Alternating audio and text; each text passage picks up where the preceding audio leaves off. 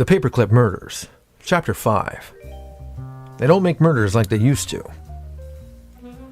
Mr. Woodchuck explained to me that he was a day trader in the investment firm of Pillar & Pillar, a swanky couple of identical twin brothers whose pictures floated around the financial pages of almost every newspaper in the state.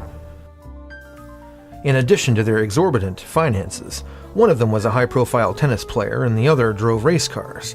Both of them were used to having dames dripping off their arms and diamonds drizzling through their fingers. And those were two of my favorite daydreams. Dames and diamonds, not Pillar & Pillar.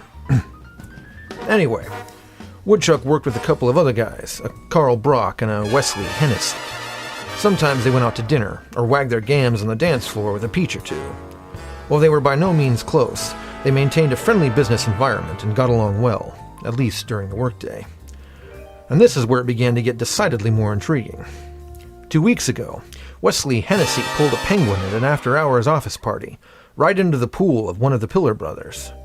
According to Woodchuck, Wesley was standing with the boys enjoying a martini and the attentions of a dame one moment, and then he ended up nosediving into the pool the next. Everyone thought he was clowning around, so no one immediately jumped in to save him, and by the time they realized he wasn't funning, it was too late to do anything but pull him out and call for the old meat wagon. The coroner indicated that he'd had water in his lungs, and the cause of death was listed as drowning. Cut and dried, right? Except that last week, 5 days ago to be exact, Carl Brock was driving his Buick to a meeting with his divorce attorney, and he was late, so he was speeding away from the office.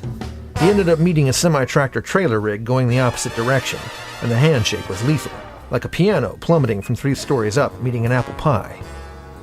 Trouble was, Carl had to cross 3 lanes of busy highway just to get to the semi. And that seemed like an awfully strange way to tell your ex-wife she can have the kids and the dog. The coroner was still trying to pull enough of him from the frame of the car to attempt an autopsy.